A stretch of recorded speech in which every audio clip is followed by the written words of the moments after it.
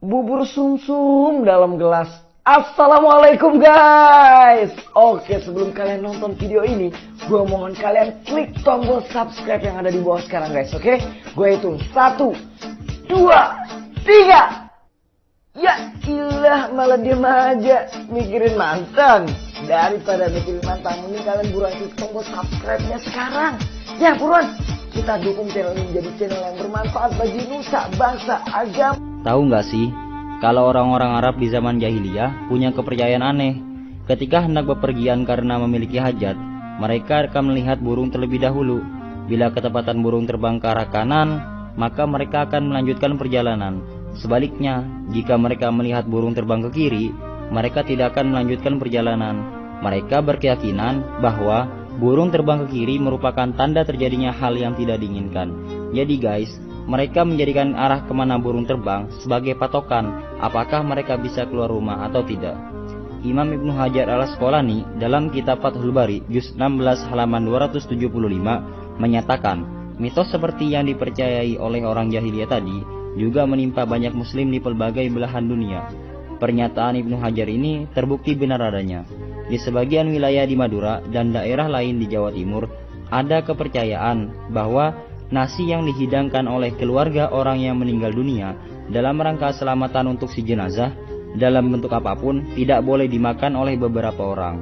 Di antaranya wanita hamil, orang patah tulang, dan orang yang memiliki penyakit tertentu. Menurut kepercayaan, akan terjadi hal buruk jika nasi itu dimakan oleh orang-orang tadi. Masyarakat Madura menyebut mitos ini dengan istilah nasean orang mateh. Lantas, bagaimana sebenarnya Islam menyikapi mitos-mitos seperti ini?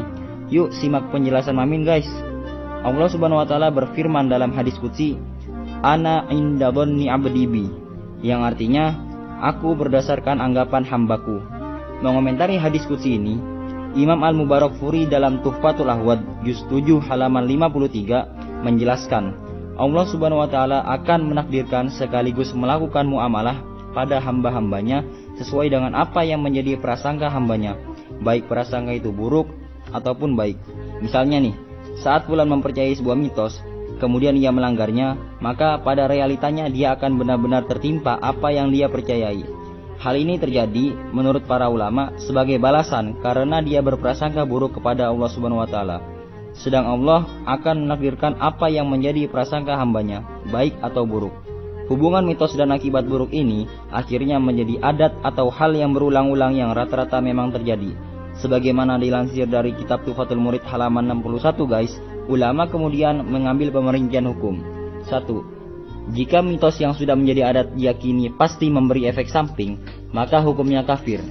2. Bila akibat buruk itu diyakini akibat dari kekuatan yang diberikan oleh Allah, maka hukumnya fasik atau dikatakan haram. 3. Jikalau akibat buruk itu diyakini Allah yang menghendakinya, tetapi mempercayainya hanya sebagai bentuk talazumul akli, artinya nasi orang mati tadi jika tetap dimakan akan tetap menimbulkan efek negatif, maka hanya dihukumi jahil atau dikatakan orang yang tidak tahu. 4.